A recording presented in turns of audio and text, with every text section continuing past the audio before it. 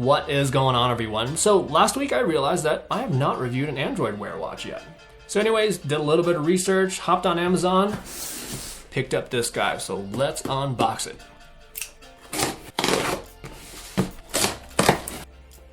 Wait for it.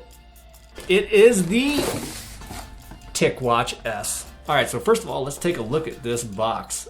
It's actually a tin. No, wait, is it a tin? I don't know, but it is dented right here. So the reason I chose this one is because it's actually one of the most recent Android Wear 2.0 watches to be released. So they have two different versions, the TicWatch S and the TicWatch E. So the S stands for Sport and the E stands for Express. But both of them are actually going to be very similar with some design differences mainly.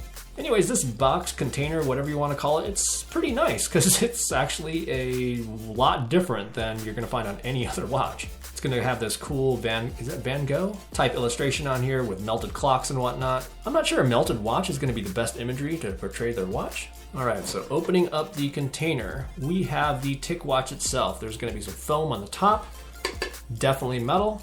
Inside the box, you're gonna have the watch itself. It's gonna be kind of stuffed in here.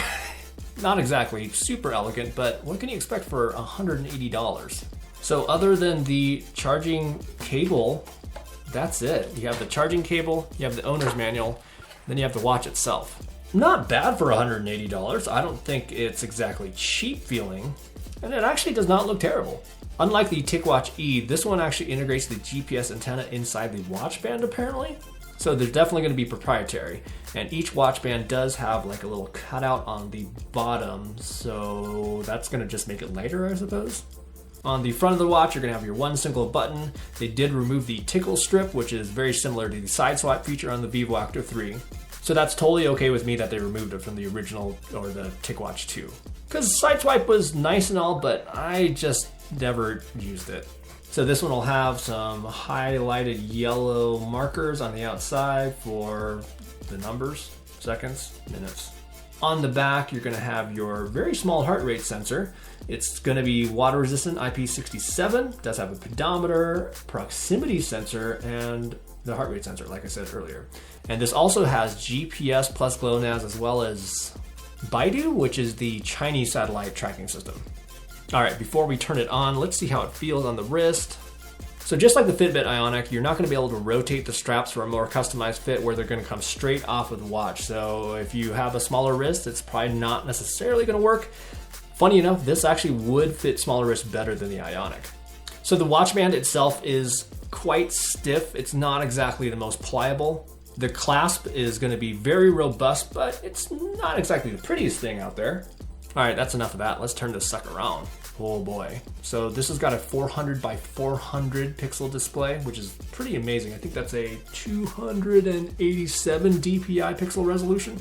So while this is starting up, we can talk about one thing that I don't necessarily like about the Ionic, which is going to be the same on this watch, is that because the straps are essentially permanently attached on here, you're not really going to be able to lay it down elegantly. See, it kind of just like creeps up like that.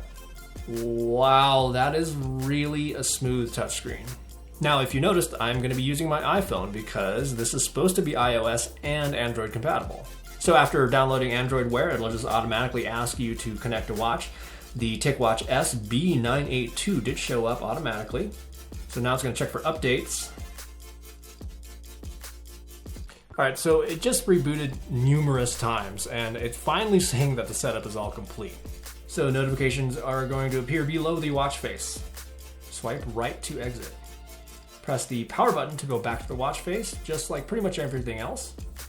By the way, the button is extremely stiff. Like, I'm talking, you can't even tell that you're actually using it. So immediately it's already getting notifications, but let's explore a little bit. So this fingerprint magnet of a touchscreen, like I said, is gorgeous. It keeps on saying to get started, swipe up. Another notification, you can clear all the notifications. Again, it's saying to get started, swipe up. So I'm not sure if that is a bug or not. All right, so here's gonna be the app list. Oh, again, this is so smooth. But anyway, starting from the top, agenda, alarms, contacts, there's the Google Fit, Fit Workout, Fitness, flashlight, health app, heart rate, the Google Play Store, reminders, settings, step ranking, stopwatch timer, translate weather, your feed, and then you can move an app to the top by pressing and holding it. Let's go back because we obviously want to check out what's going on with the fitness. So we'll show your most recent app selection right on top. When you swipe left, it'll go to the customizable watch faces, and then swiping the right does the same thing. Swiping from the top will get you a control center type thing where you can put it in airplane mode, adjust the volume, settings. Oh yeah, so we got to check out that fitness stuff though. So there's a fit and then a fit workout. With the fit, this is going to be Google Fit. It's going to start with fit coaches, let you set goals, track progress, and stay motivated. Cool, so there's going to be your goals, take 10,000 steps a day, the general thing.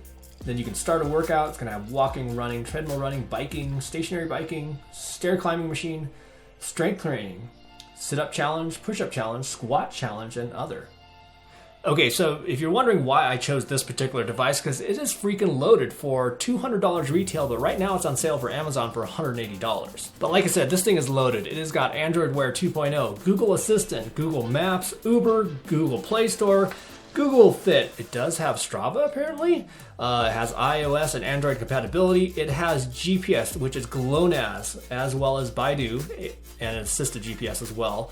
Heart rate monitor. There's 4 gigabytes of onboard music storage. Bluetooth 4.1. It has a speaker. It's also IP67 water resistant. But the biggest negative about this is that this is going to be more like Apple Watch battery life at only having about 2 days.